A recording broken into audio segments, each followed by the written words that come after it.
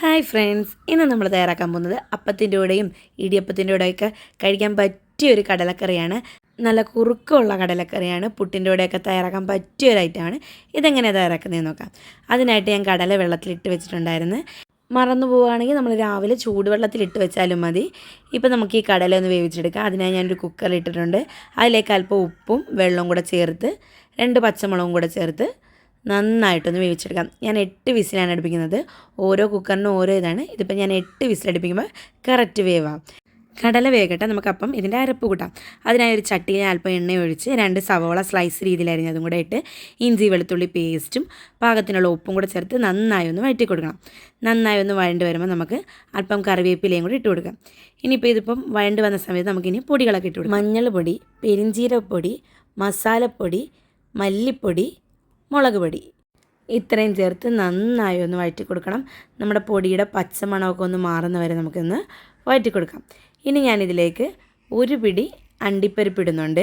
അതാണ് ഈ കറിക്ക് ഒന്നും കൂടെ കുറുക്കം കിട്ടാൻ കാരണം. ഇതിലേക്ക് ഒരു പിടി അണ്ടിപ്പരിപ്പും കൂടെ ചേർത്ത് നന്നായി ഒന്ന് മിക്സ് ചെയ്ത് കൊടുക്കണം.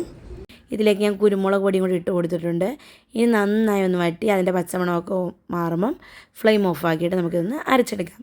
ഇനി ഇതെല്ലാം കൂടെ നമുക്ക് മിക്സിയിലിട്ട് നല്ല പേസ്റ്റ് രീതിയിലൊന്ന് അരച്ചെടുക്കാം. ഇപ്പം നമ്മുടെ കടലയൊക്കെ വെന്തിട്ടുണ്ട്. ഇതിൽ നിന്ന് നമുക്ക് കുറച്ച് മാറ്റി അരച്ചൊന്ന് പേസ്റ്റ് ആക്കാൻ വേണ്ടി കുറച്ച് കടലയും കൂടി എടുത്ത് മാറ്റാം. കറിക്ക് ഒന്നും കൂടെ നല്ലൊരു കുറുക്കം കിട്ടും. ഇനി നമുക്ക് ഒരു ചട്ടി വെച്ചിട്ട് നമ്മൾ അരച്ച് വെച്ച നമ്മുടെ സവാളയും പൊടിയൊക്കെ ഇട്ട് അരച്ച് വെച്ച പേസ്റ്റ് ആദ്യം ഇതിലേക്ക് ചേർത്തിട്ട് ഇതിലേക്ക് നമ്മൾ വേവിച്ച് വെച്ച കടലയും കൂടെ മിക്സ് ചെയ്യാം. ഇതിന് നന്നായി ഒന്ന് ഇളക്കി കൊടുക്കാം.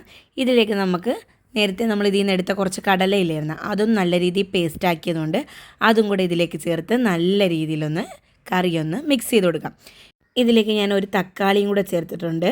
പിന്നെ അല്പം വെള്ളവും കൂടെ ചേർത്ത് നന്നായി ഒന്ന് മിക്സ് ചെയ്ത് ഇനി കറി നന്നായിട്ടും തിളക്കട്ടെ. നമുക്കിനി താളിക്കാനുള്ള പരിപാടി നോക്കാം.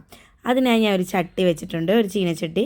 അതൊന്ന് ചൂടായി വരുമ്പോൾ അല്പം വെളിച്ചെണ്ണ ഒഴിച്ച് കടുകൊക്കെ പൊട്ടി വരുമ്പോൾ നമുക്ക് കുറച്ച് ഞാൻ ഉള്ളി ചെറിയ രീതിയിൽ അരിഞ്ഞുണ്ട് അതും കൂടെ ചേർത്ത് മൂത്ത് വരുന്ന സമയത്ത് കുറച്ച് തേങ്ങാക്കൊത്തും ഉണക്കമുളകും കറിവേപ്പിലയും കൂടി ഇട്ട് നന്നായി ഒന്ന് മിക്സ് ചെയ്ത് എല്ലാം ഒന്ന് വാടി വരുമ്പോൾ നമുക്ക് ഈ കടലക്കറിയിലേക്ക് ഒഴിച്ചു കൊടുക്കാം. ഇപ്പം നമ്മുടെ നല്ല കുറുകിയ കടലക്കറിയൊക്കെ റെഡി ആയിട്ടുണ്ട്. നമുക്ക് അപ്പത്തിൻ്റെ കൂടെയൊക്കെ കഴിക്കാൻ പറ്റിയ ഒരു ഐറ്റമാണ്. എന്തായാലും എല്ലാവരും ഒന്ന് ട്രൈ ചെയ്ത് നോക്കണം. ട്രൈ ചെയ്തിട്ട് ഫീഡ്ബാക്ക് വയ്ക്കണം. വീഡിയോ ഇഷ്ടപ്പെട്ടെങ്കിൽ ലൈക്ക് ചെയ്യുക, കമൻറ്റ് ചെയ്യുക, സബ്സ്ക്രൈബ് ചെയ്യുക. പുതിയൊരു വീഡിയോ ആയിട്ട് വരുന്നവരെ ബൈ.